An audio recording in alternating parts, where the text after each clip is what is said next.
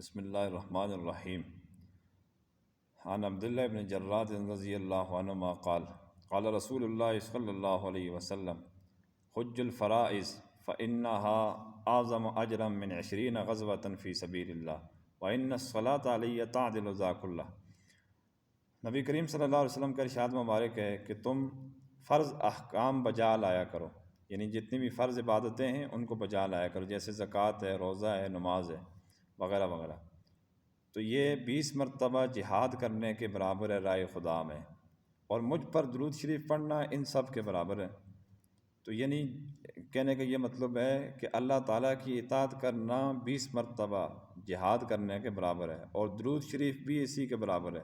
اگر کوئی بندہ درود شریف پڑھتا رہتا ہے بار بار، اس کو رائے خدا میں 20 مرتبہ جہاد کرنے کے برابر اجر ملتا ہے.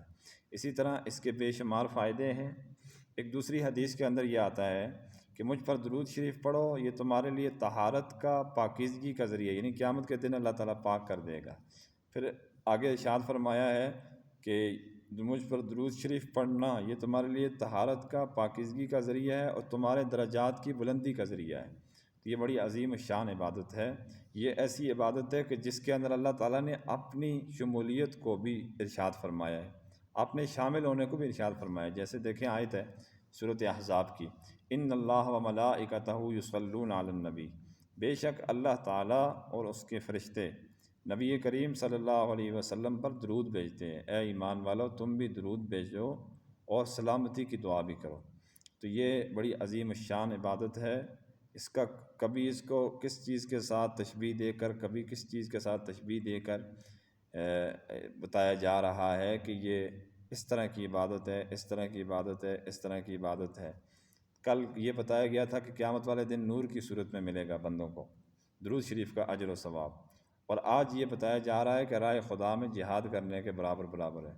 تو اس میں جو ہے نا وہ شمولیت لازمی اختیار کرنی چاہیے.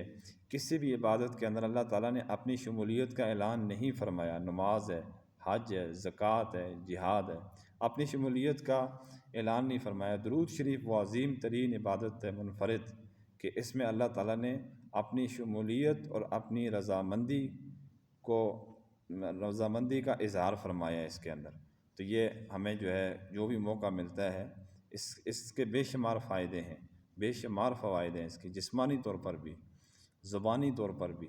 تو اس لیے اختیار کرنا چاہیے، اور نبی کریم صلی اللہ علیہ وسلم کا قرب بھی اس سے حاصل ہوتا ہے. اللہ تبارک و تعالی ہم سب کو ان باتوں پر عمل پیرا ہونے کی توفیق عطا فرمائے.